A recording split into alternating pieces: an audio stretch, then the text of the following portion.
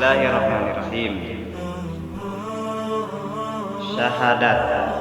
Syahadat.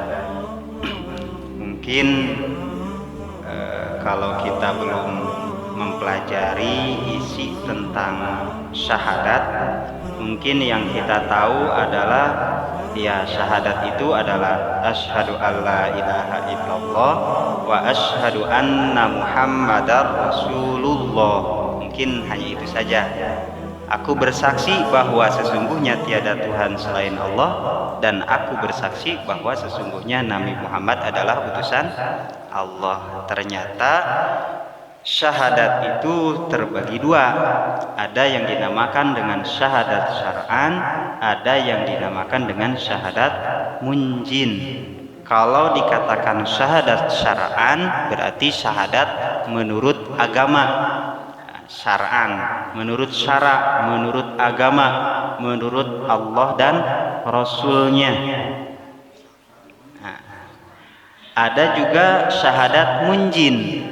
Kalau syahadat munjin ini lebih dari sekedar syahadat syar'an, karena arti dari munjin ini adalah yang menyelamatkan. Munjin yang menyelamatkan, syahadat yang menyelamatkan. Berarti gitu kurang lebih artinya. Karena syahadat itu ada juga yang hanya bersyahadat saja, tapi ternyata hakikatnya tidak menyelamatkan. Ada syahadat munjin. Kalau syahadat munjin ini yang menyelamatkan, yang menjamin manusia akan selamat baik di dunianya ataupun di akhiratnya. Nah, yang harus kita teliti yaitu adalah syahadat munjinnya. Karena kalau syahadat syar'an, kita dari kecil juga udah syahadat syar'an. Karena kita memang lahir dari orang-orang muslim, dari orang-orang muslim. Kalau pada pertemuan yang pertama sama yang kedua kita membahasnya dari ma'rifat dulu, bahwa kewajiban yang pertama bagi seluruh umat manusia adalah ma'rifat kepada Allah, kenal Allah. Setelah kenal Allah, yang kedua wajib mengucapkan dua kalimat syahadat, yaitu asyhadu alla ilaha illallah wa asyhadu anna muhammadar rasulullah. Nah, kalau yang sekarang mah kita membahasnya syahadatnya dulu gitu, baru nanti ma'rifat gitu. Kalau yang pertama mah ma'rifat lalu bersyahadat, kalau sekarang mah syahadat lalu ma'rifat sambil ma'rifat gitu ya. Sambil ma'rifat. Karena memang manusia itu memang ada yang dari lahirnya ya emang udah muslim gitu, karena lahir dari orang-orang muslim. Ada juga orang itu yang memang lahirnya belum muslim, sehingga dia dituntut untuk mengucapkan dua kalimat syahadat. Itu kalau orang muslimah dah memang udah bersyahadat. Bahkan pada pas waktu lahirnya juga kan diadanin sama orang tuanya. Di dalam adzan ada syahadat. Nah, seperti itu. Nah, syahadat syar'an. Apa sih yang dinamakan syahadat syar'an? Syahadat menurut agama, menurut Allah dan Rasulnya. Yang dinamakan syahadat menurut syar'an adalah sekedar mengucapkan dua kalimat syahadat. Sekedar mengucapkan dua kalimat syahadat. Pokoknya orang yang sudah mengucapkan dua kalimat syahadat, maka dia dicap sebagai orang muslim. Tidak melihat i'tikadnya. Maksudnya i'tikad itu tidak menjadi ukuran kalau menurut syahadat syar'an. Jadi i'tikad itu tidak menjadi ukuran. Mau i'tikadnya sesuai dengan syahadatnya atau mau i'tikadnya tidak sesuai dengan syahadatnya, asalkan mengucapkan dua kalimat syahadat dengan lisannya, itu juga udah disebut atau itu juga udah dikategorikan sebagai muslim. Nah, itu udah dikategorikan sebagai muslim. Walaupun misalkan dalam hatinya membenci Islam, walaupun dalam hatinya membenci orang-orang muslim, misalkan, asalkan sudah mengucapkan dua kalimat syahadat, ya udah dicap sebagai orang muslim. Sehingga orang yang sudah mengucapkan dua kalimat syahadat, seperti pada pertemuan yang sebelumnya dijelaskan bahwa orang yang pernah mengucapkan dua kalimat syahadat, maka dia dijaga darahnya, dijaga hartanya, sehingga tidak boleh dibunuh, tidak boleh dirampas hartanya. Orang yang sudah mengucapkan dua kalimat syahadat tidak boleh dibunuh, tidak boleh dirampas hartanya. Walaupun misalkan dalam kenyataannya dia itu benci Islam gitu, misalkan dalam itikadnya dia benci Islam gitu. Dalam itikadnya dia sebenarnya hanya pura-pura saja masuk ke dalam agama Islam teh supaya dihormati oleh orang-orang muslim, misalkan seperti itu. Karena memang di zaman Rasul juga banyak orang-orang yang seperti itu. Ketika Rasul hijrah ke Madinah, banyak orang yang membacakan dua kalimat syahadat, tapi dalam hatinya dia mengingkari. Kalau di Al-Quran disebutkan sebagai orang-orang munafik. Nah, orang-orang munafik seperti itu. Dia mengucapkan dua kalimat syahadat hanya ingin dihormati saja oleh Rasul, hanya ingin dihormati saja oleh orang-orang muslimin. Ingin dilindungi supaya mereka aman, ya udah ngucapin saja dua kalimat syahadat. Karena kalau tidak mengucapkan dua kalimat syahadat, bisa jadi dia dijauhi, misalkan, bisa jadi dia dimusuhi gitu. Karena ketika Rasul hijrah ke Madinah, mayoritas orang-orang Madinah jadi muslim gitu. Mayoritas orang-orang Madinah muslim gitu. Bahkan di setiap rumah di kota Madinah itu pasti ada orang muslimnya. Walaupun misalkan di satu rumah masih ada Nasroninya, masih ada Yahudinya, tapi pasti ada muslimnya ketika Rasul hijrah ke Madinah. Karena sebelum Nabi Muhammad hijrah ke Madinah pun Islam itu udah menyebar di Madinah. Nabi sebelum hijrah ke Madinah pun orang-orang Madinah udah banyak yang memeluk agama Islam. Kenapa bisa seperti itu? Nah, karena Islam itu diajarkan dan disampaikan, diajarkan, diamalkan, disampaikan. Itulah Islam. Pada awalnya itu dimulai ketika orang-orang Madinah pergi haji. Nah, jadi ibadah haji itu sebelum Nabi Muhammad diangkat menjadi Rasul pun haji emang sudah ada, karena itu adalah syariatnya Nabi Ibrahim alaihi salam gitu, dan disempurnakan oleh Rasulullah Shallallahu alaihi wasallam, sehingga haji itu tiap tahun ada gitu. Nah, pas ketika Nabi Muhammad sudah diangkat menjadi Rasul, pada tahun haji, pada bulan haji, orang-orang Madinah juga banyak yang pergi melaksanakan haji. Nah, pada waktu itu Nabi Muhammad ketika masih berada di Mekah, Nabi Muhammad itu sedang dimusuhi oleh orang-orang kafir Quraisy. Walaupun kan pada awalnya Nabi Muhammad itu disegani, disanjungi, disayangi, dihormati sebelum diangkat menjadi Rasul.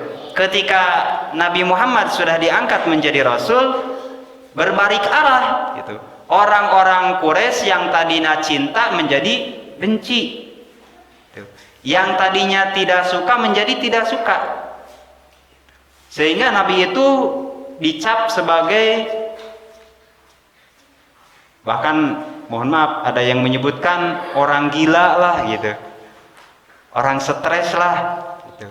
Banyaklah cacian-cacian yang dilontarkan kepada Nabi Muhammad SAW ketika Nabi Muhammad sudah diangkat menjadi Rasul dan Nabi Muhammad sudah memulai dakwah secara terang-terangan.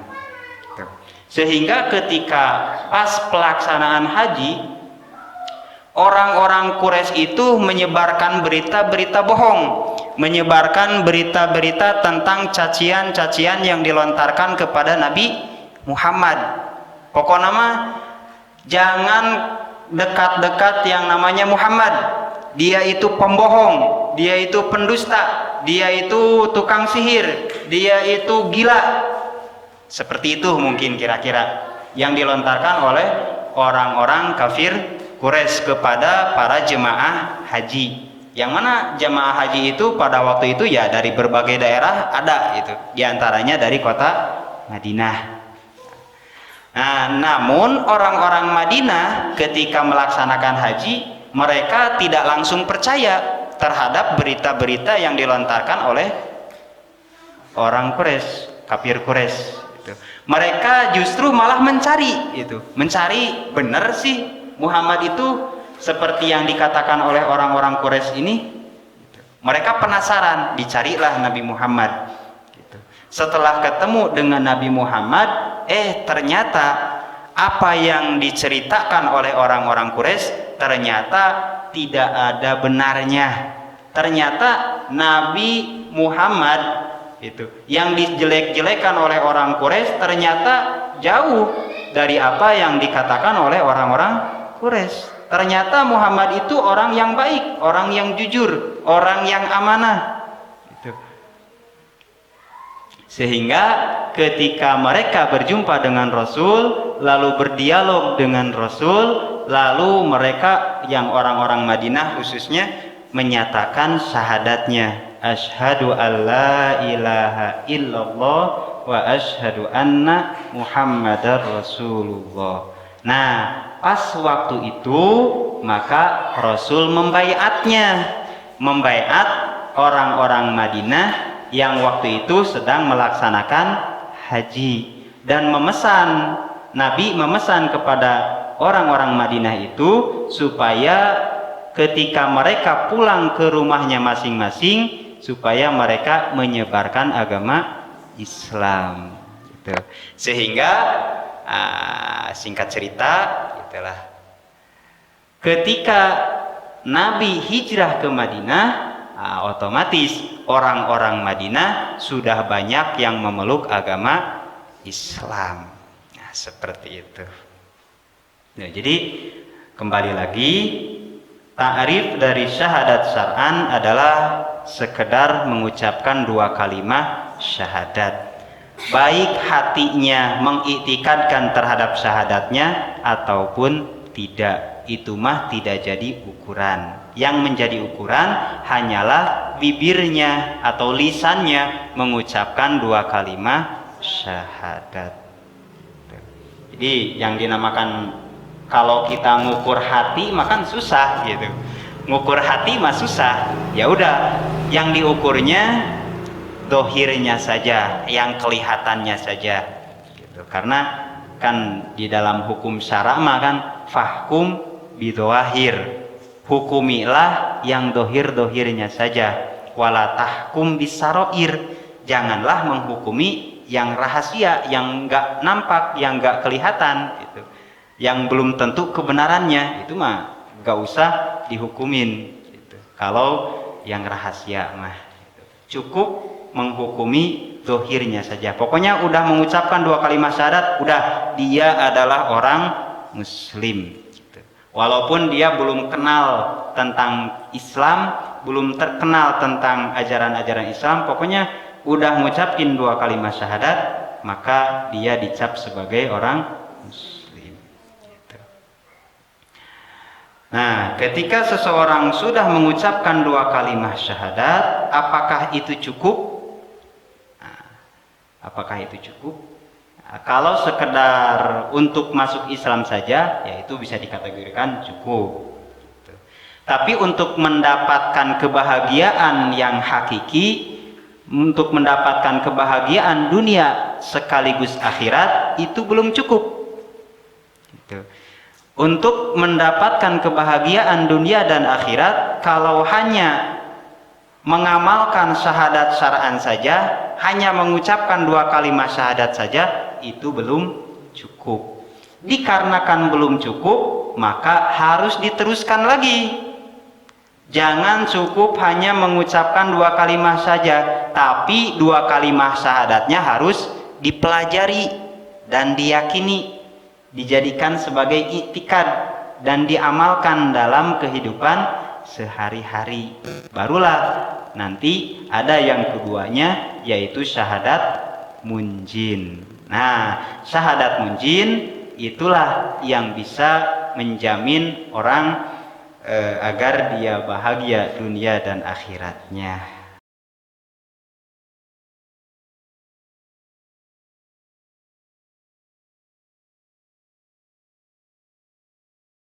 Nah, jadi bisa jadi catatan bahwa syahadat itu, orang yang mengucapkan 2 kalimat syahadat, dia sudah dicap sebagai orang muslim.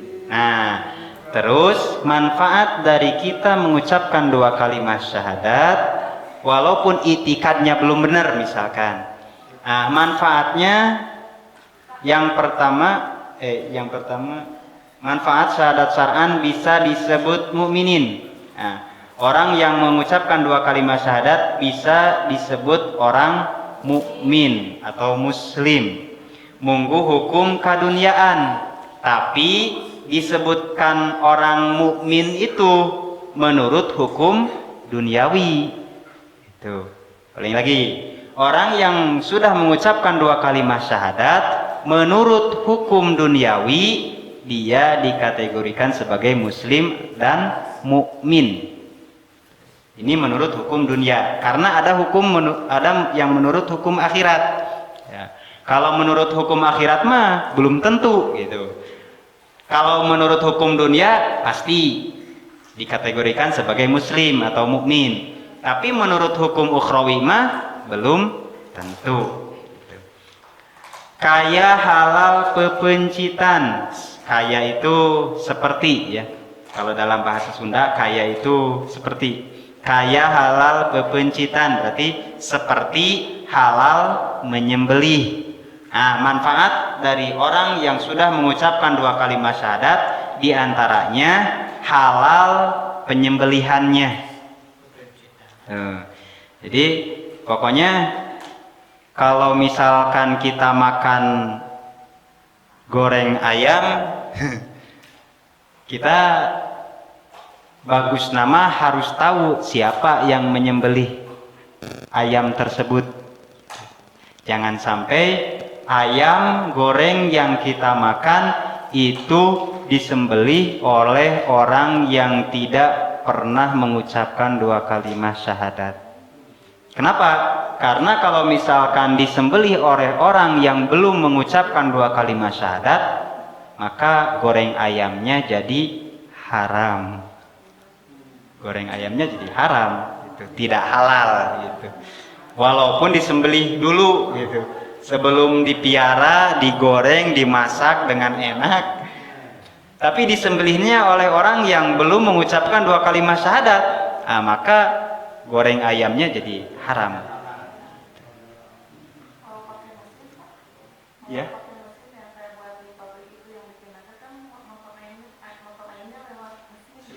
Oh ya. Nah, siapa yang menghidupkan mesinnya? Nah, gitu. Siapa yang menghidupkan mesinnya? Kalau misalkan motong hewannya dengan mesin. Dan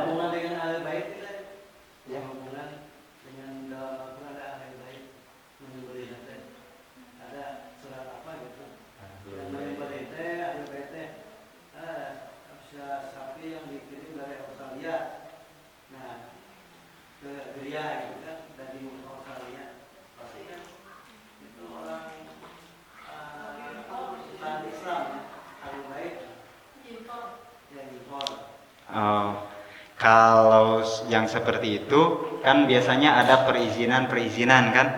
Nah, kalau tidak ada label halalnya, nah itu tidak boleh.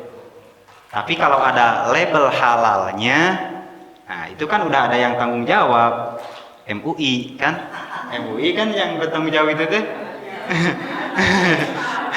Maka itu yang nanggung jawabnya itu.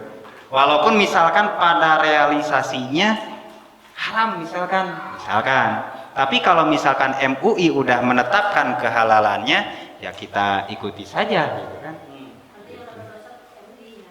MUI-nya.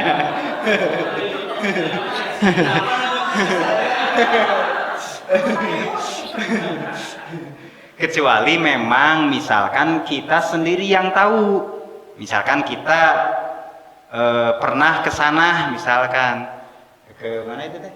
Australia misalkan, kita sendiri pernah ke sana dan kita tahu penyembelihannya dan kita tahu siapa saja orang yang menyembelihnya. Nah, itu mah walaupun misalkan ada label halal, kalau kita tahu yang menyembelihnya itu tidak mengucapkan 2 kalimat syahadat, ya kita tetap haram. Kita tetap haram karena kita sendiri yang tahu, kita sendiri yang melihat kan gitu. Kalau ini makan kita boro-boro ke Australia gitu. Boro-boro ke sana gitu. Ya udah kita manut saja kepada MUI gitu. Dia yang bertanggung jawab. Gitu. Nah, perlu kita ketahui pada syarat penyembelihan hewan, nah itu udah pernah mengucapkan 2 kalimat syahadat orangnya, lalu hewan yang disembelihnya harus putus urat nafasnya sama urat makanannya. Nah, urat yang makanan lewat ke sana, yang urat nafasnya itu harus putus. Jadi syaratnya hanya itu saja. Yang wajibnya orang yang menyembelihnya dia udah mengucapkan 2 kalimat syahadat, terus hewan yang disembelihnya urat nafasnya sama urat lewat makanan itu putus. Adapun membaca bismillah terus membaca sholawat misalkan, nah itu hukumnya sunnah. Jadi lebih afdol lagi kalau misalkan kita mau menyembelih ayam nih, nah, kita baca bismillah dulu atau syahadat dulu, baca bismillah terus baca sholawat, atau misalkan ketika kurban mah membacakan takbir Allahu Akbar atau membacakan doa dulu Allahumma taqabbal kan gitu. Ya Allah terimalah kurban ini dari Fulan bin Fulan misalkan gitu. Nah, itu lebih bagus lagi. Nah, tapi pada intinya ketika menyembelih yang penting uratnya putus. Urat napas sama urat makannya, dan orang yang menyembelihnya sudah pernah mengucapkan 2 kalimat syahadat. Mau baca bismillah nama sunnah. Nah itu hukumnya sunnah. Karena memang ada kan di dalam Al-Quran oke, tidak boleh kita memakan hewan yang disembelih untuk berhala. Nah, berarti kita hanya boleh menyembelih memakan hewan yang disembelih karena Allah. Berarti kan harus membacakan bismillah. Itu harus membacakan bismillah. Padahal membacakan bismillah mah hukumnya sunnah.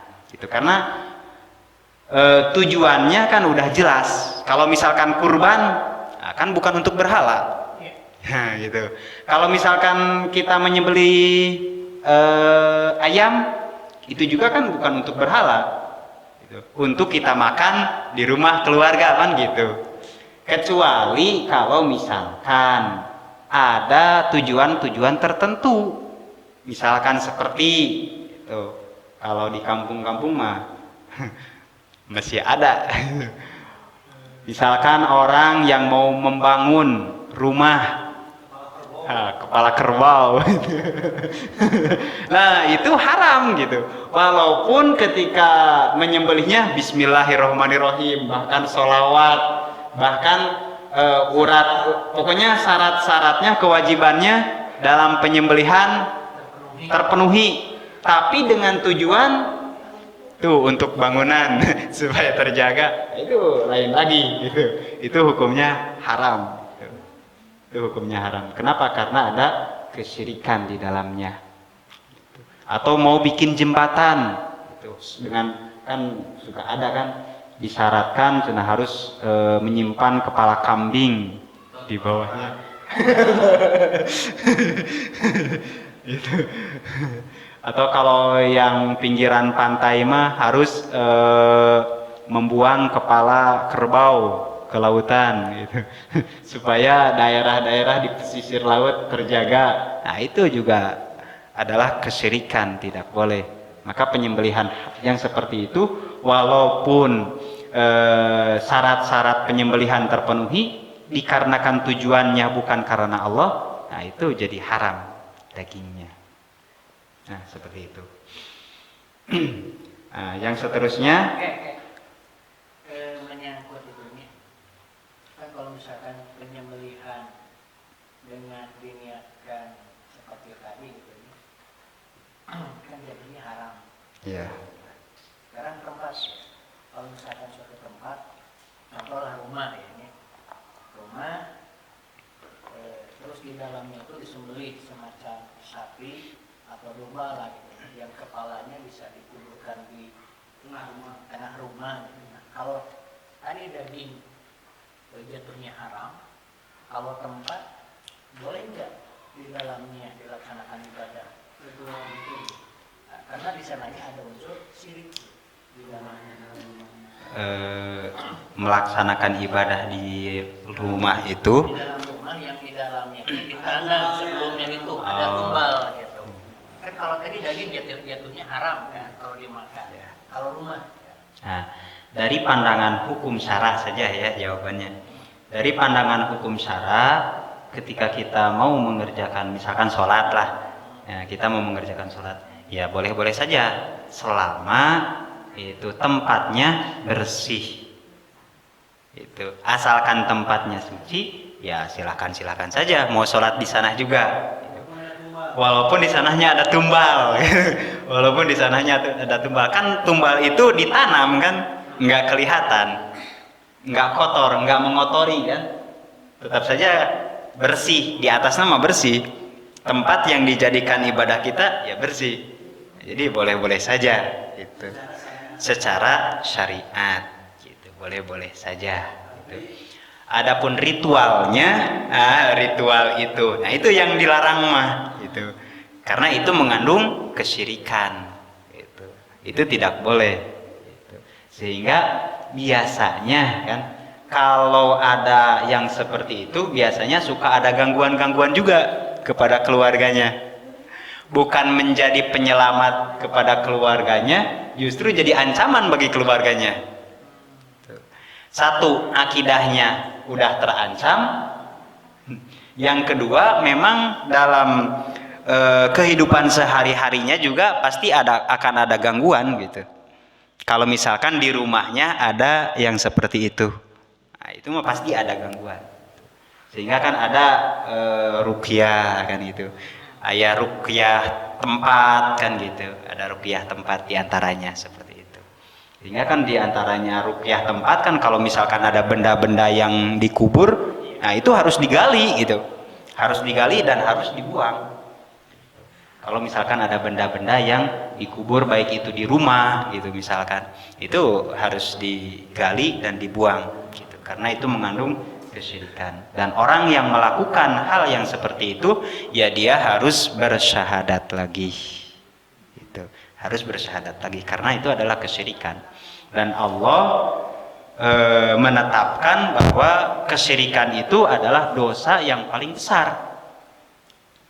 Dosa yang paling besar di dunia ini, nomor satunya adalah syirik kepada Allah. Inna syirka la dzulmun azim. Sesungguhnya kesyirikan itu adalah kedzaliman yang besar dibandingkan dengan membunuh gitu.